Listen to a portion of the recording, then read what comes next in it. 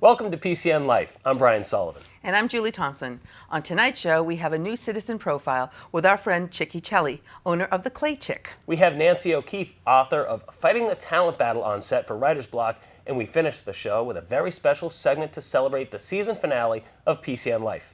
But we're going to start the show tonight with a little bit of wine at the Hedge House with a really interesting gentleman.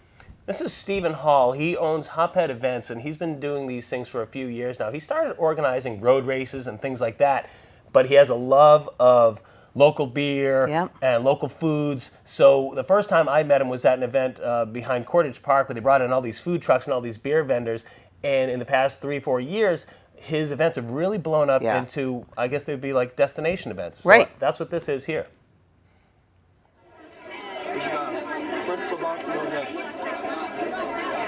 Today here we have the South Shore Summer Wine Fest. So it's just an event where people come, sample a lot of different summer wines, reds, whites, rosé for the most part. And then we have like 5 different restaurants here, local restaurants, sampling some of their food and trying to, promote their businesses.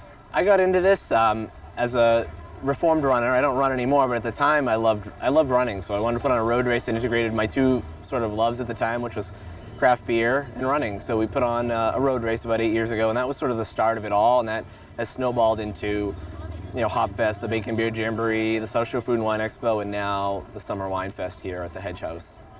We started with beer with Hop Fest, which is one of our other events that we put on annually, and we moved to wine because we ended up partnering with Piappi's, which has, a great, and they're known for their wine selection, and this property, it seemed fitting to put a wine event here. So we sourced some great wines and put it together, and it seems like a perfect match. It's a really classic and historic property, and it seems fitting to have a really nice, not totally upscale wine event, but just something really nice. Everyone asked what should I wear here. I said, pretend it's like a derby party, go with that. Something light, but not a concert t-shirt, and let's, have a good time. Well, I would say, this event's about just showing people, opening their eyes and opening themselves up to different kinds of wine they might not normally try. Typically wine drinkers are, I'm a red guy, I'm a white guy. There's a lot of in between. So if you're a red guy, this is a great place to try some whites or some rosés or vice versa. We have a bigger wine expo every January, the South Shore Food and Wine Expo, which is at Memorial Hall. And we wanted to sort of spin off that, utilize a historic property in town, and be able to help make a donation to that property as well. So it sort of helps everyone. We're really about helping everyone involved. We really try to promote the restaurants involved, the wineries, the stores. It's really a community thing.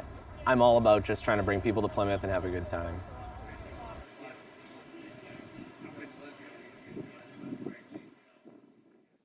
For tonight's Citizen Profile, we popped over to Clay Chick in Camelot Park to chat with the Clay Chick herself, Chickie Celli.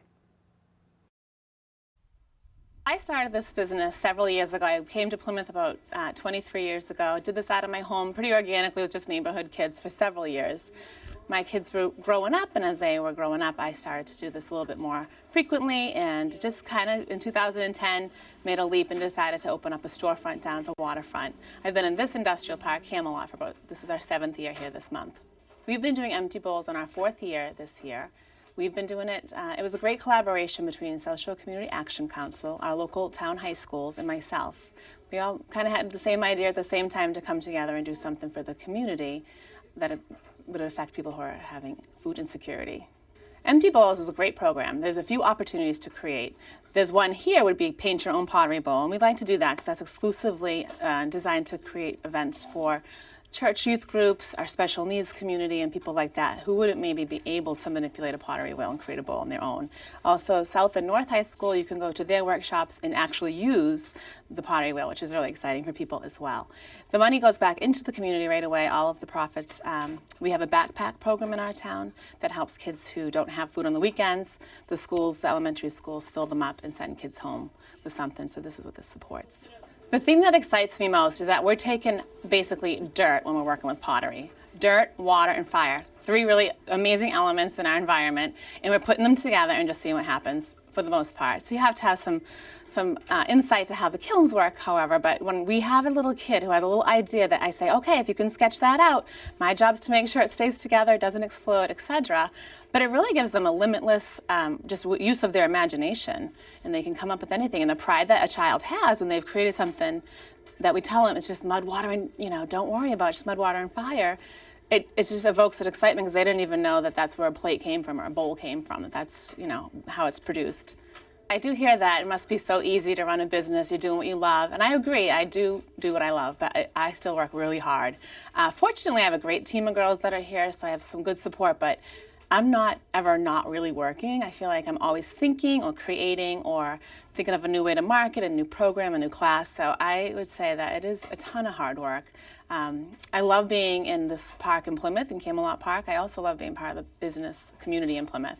I've met some of the most amazing, great, supportive, fun people that I've ever known, and I hope to just continue on for quite a bit longer. For this segment of our Writer's Block, we are very, very pleased to welcome Nancy O'Keefe. Nancy, you are a published author, a strategic advisor, and an executive coach. Welcome. Thank you. It's great to be here. Thank you for being here. Now, you dropped off your book to me a couple of weeks ago, and I've read it. It's Fighting the Talent Battle, How to Update Your Arsenal and Win the War.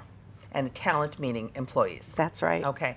So let's talk a little bit about your background before we get into the book and how you got into this whole field to begin with. Well, I've spent a lot of my career consulting in the insurance industry as well as the technology area. Yep. And about the year 2000, I started my own business, and it grew very rapidly to 50 employees in 4 states.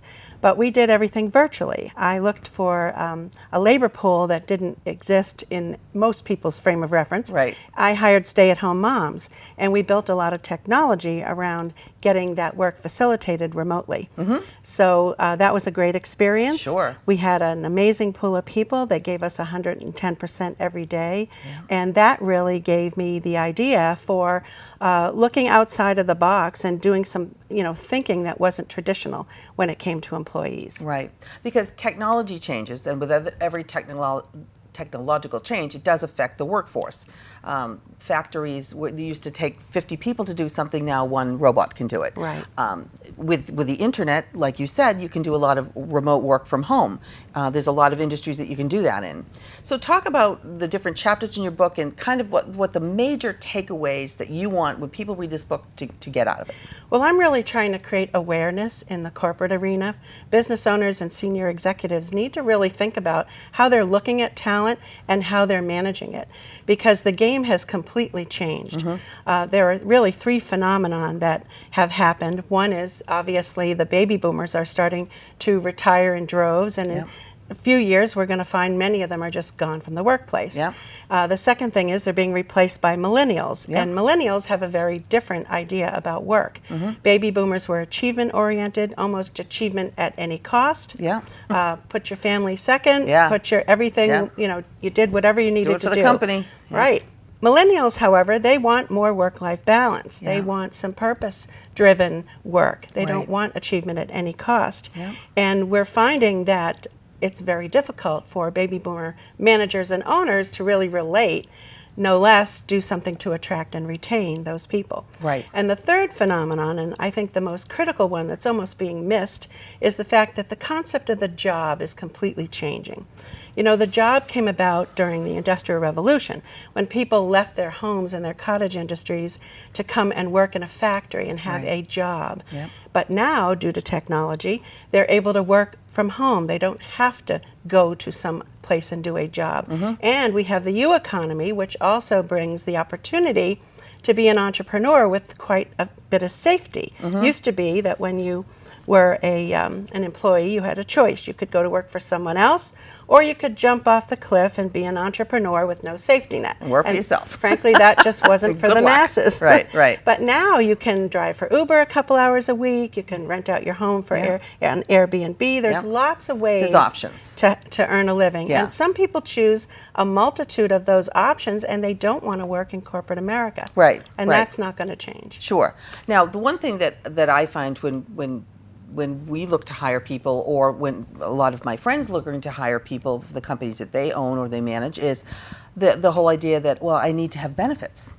That is a big, huge factor in this day and age about someone taking a job. How do you build that in? That is a huge factor, and it continues to be a huge factor, and we don't have the healthcare thing sorted out. Yeah. It's a problem, as you know. It's been a problem in this country for Obama addressed it, Trump's addressing it. So it continues to be a problem. It's very expensive. Right. So it's tough. And if the bad part about it is if you work for yourself in any capacity, there may not be the opportunity to get benefits. Right. So what are people doing? Well, we're fortunate in Massachusetts because we have Mass Health. Sure. But what are they doing in other states? Many of them are going without it. It's a big problem that we have to address. So as a potential employee in this day and age where everything has changed so much, what should employees look for when they're actually looking to get a job? Because now they're kind of in the driver's seat. There's way more job openings and opportunities than there are people looking for them. So now that they're in that driver's seat, what power does that give them and how do they use that? Well, they have to be smarter about the interview process. First of all, they have to recognize that they are in the driver's seat. And they have to ask more questions. I've interviewed a lot of people in my career as an employer, and when you ask them, do you have any questions for me? Usually they don't. I know, it's amazing. Stop doing that. Ask questions. You want to understand the culture. You want to understand how they think about and manage their employees. You want to get some examples of other employees, maybe meet some other people on the staff. There are some websites you can go out to get reviews on companies. Glassdoor is one of them. So you need to do your due diligence and your homework. And companies on the other side of that, they need to have a little bit more of a marketing mindset. They need to start selling you on the job. They need to recognize what they bring to the table. And there has to be that give and take. Employees really need to recognize that it's a business deal today. And both sides need to have a win. Now, you spend a lot of time in this book talking about an employee as an asset, as a person that the whole person really matters. And I've always thought that if you love what you do, clearly, you're going to do it better. Now, everybody can't love 100% of their job all the time. That's not even based in reality. But if you can have a job where 60 or 70% of it is stuff you really love to do, whoa, is that a great win. Absolutely. So how can employers help identify the skill sets in employees, have them be part of the process of where they're going to go within the company, whether it's a small company that there's not a lot of chances to go places, or it's a large company where there is?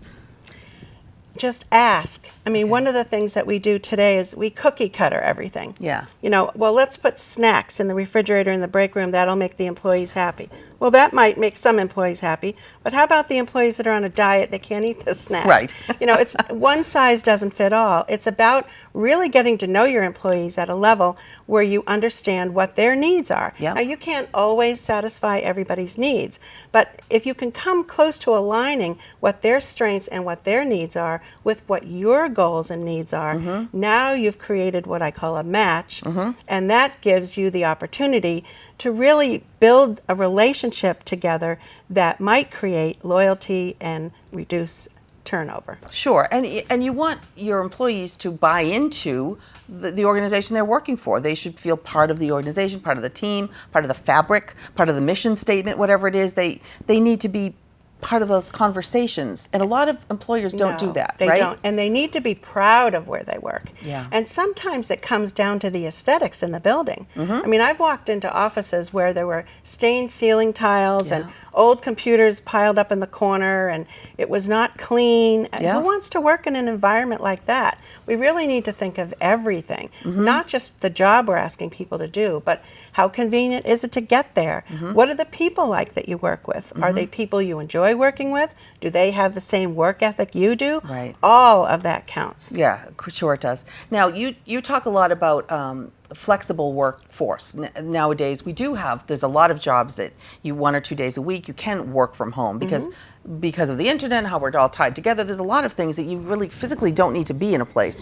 But there are also some jobs where you literally have to be in that place because you can't work, like if you are a waitress, you can't do that kind of remotely. Hard to get food to the table from home. So if you have the type of environment where it's a service industry, how do you give the same flexibility and get the same buy-in for those employees? Because you can't offer them that. No, you can't. And it's really about creating a flexible work environment, not just a flexible schedule, but a customized experience for the employee.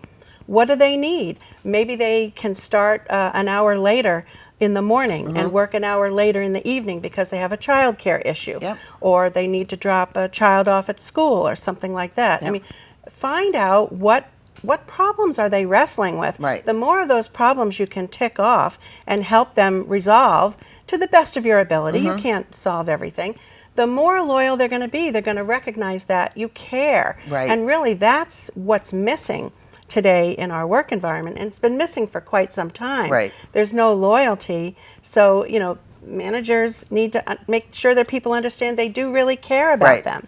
Now, in the old school way of doing it, you'd work all year, and then at the end of the year, you'd get your review. And so all year long, you'd wait for your review. Nowadays, it really has to change. There needs to be a constant back and forth. Absolutely. Of checking in with each other. Absolutely. What do you recommend that people that haven't started that process yet do?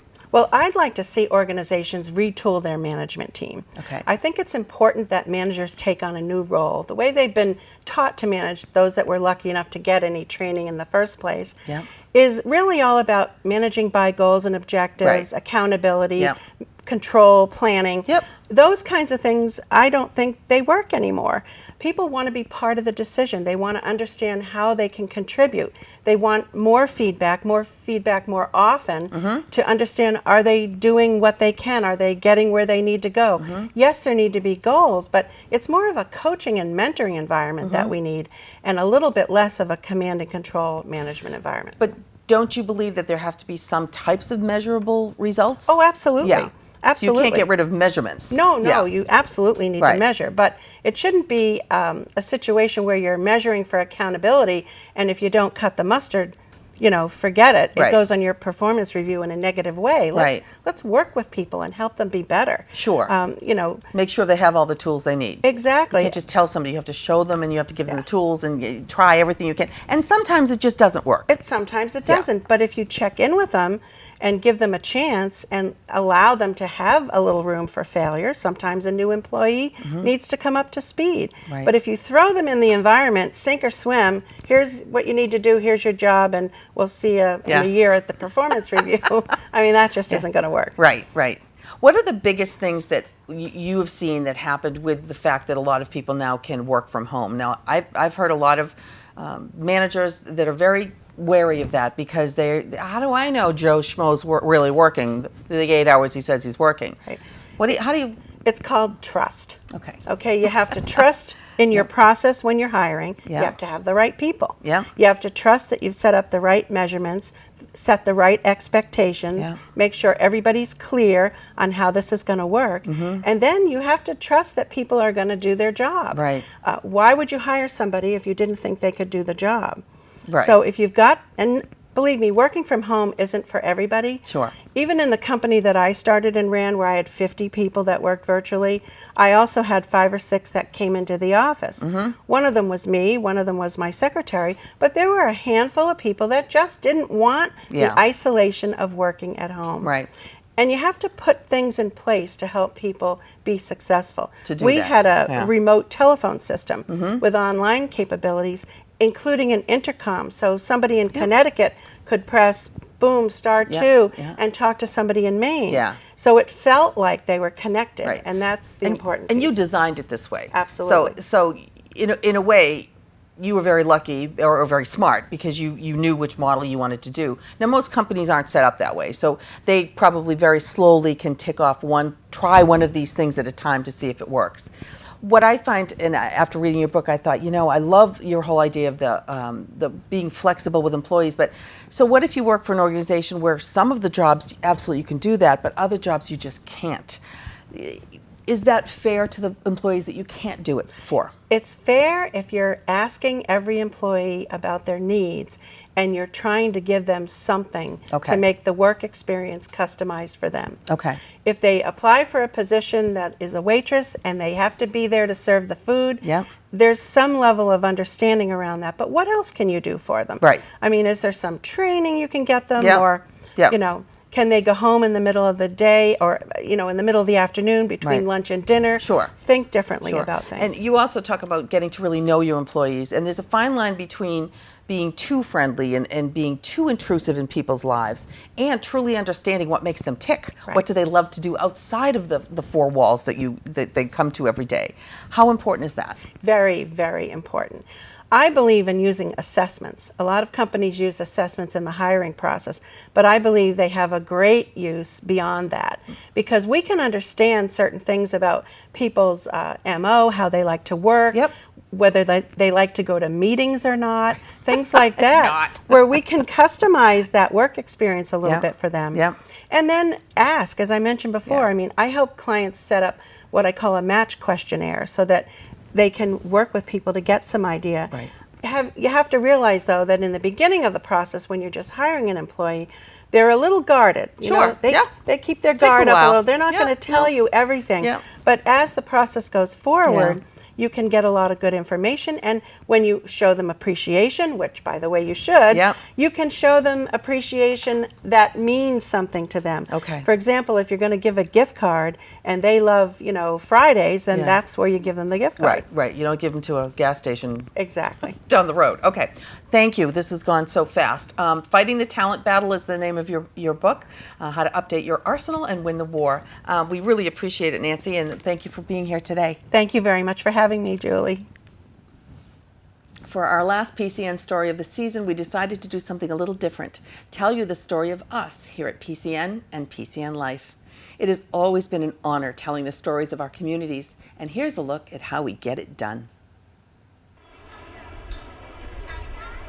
In a perfect world, this could have been us, the team from PCN and PCN Life, all together on a whale watch. But New England weather can be a fickle friend and formidable foe, particularly when it comes to being out on the high seas.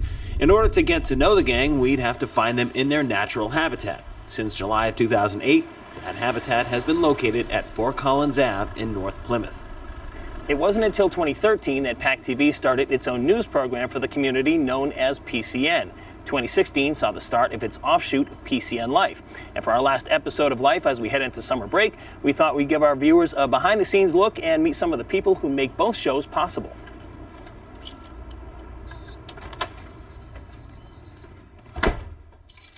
The news set in our studio may be recognizable to many at home, but the process to make the program starts back here. The plotting and planning is done by News Director Maureen Boyle and Assistant News Director Walter Cicchetti. Rumor has it, this guy here shows up to the office every once in a while, but there's no hard evidence to back that up. But if anybody is looking for me, they can find me out sampling the trails here in our 4 towns. Or here in Rochester, Massachusetts, finding out where all of our garbage ends up and what happens to it once it gets to the CMAS Trash-to-Energy facility. Or here, flying to breakfast in this antique twin engine with one of the best pilots in the entire state.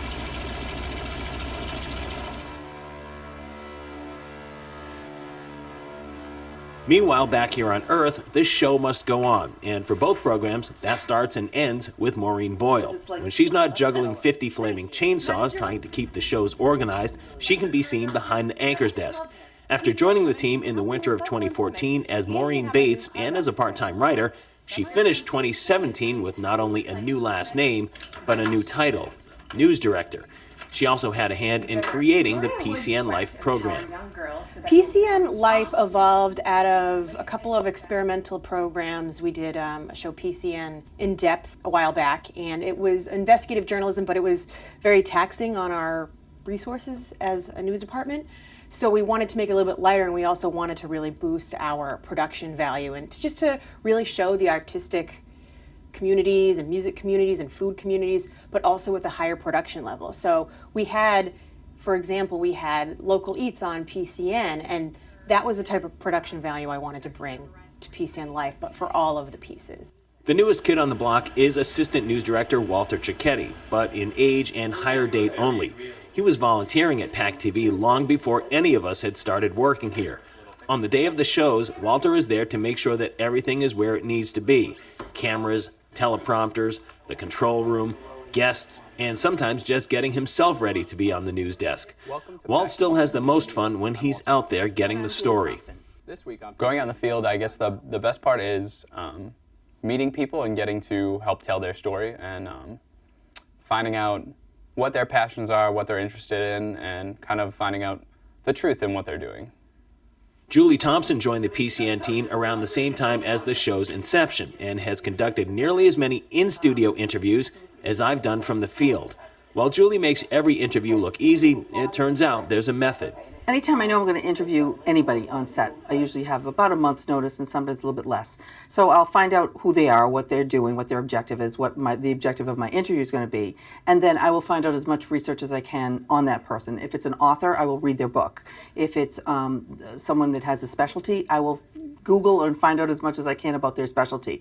And then I do pre-interviews with them over the phone so that we're being really smart about the time that we have with them on set. And we're getting across the message that they want to get across, as well as getting the message across to the audience. And sometimes it's really hard to remember that people don't know anything sometimes. So you have to kind of set the stage of why are we talking to this person? What is their objective? And that's I think, that what people don't understand about interviewing. Anybody can really interview anybody, but at the end of the interview, does the audience get what they needed to get out of it? And was it effective? That's what makes a good interview. Of course, neither show gets off the ground without Kim Mio. The erstwhile news director is now the director of community media for PACTV. But she was there when it all started. In fact, it was Kim Mio that started it, and we followed her lead in carrying out her vision. Through PCN, I feel like we've really been able to showcase the community. And I love it because what I kind of tell people when I go out is this is a story that you would never see on broadcast television. There's just no way. They won't ever give it the time. They won't give it the attention and the depth that we can tell a story. So that's something I'm really proud of. These pieces that we have, we don't have the time constraints. They could be a minute, they could be 5 minutes. You know, again, with Life, we have longer segments that can be like 10, 12 minutes. And we've won awards, and it's really impactful to me to be able to tell stories that will never be told, and it's almost like an archiving for the community. Here's to hoping we've delivered on that promise. From all of us at PCN and PCN Life, I'm Brian Sullivan, reporting from PACTV headquarters.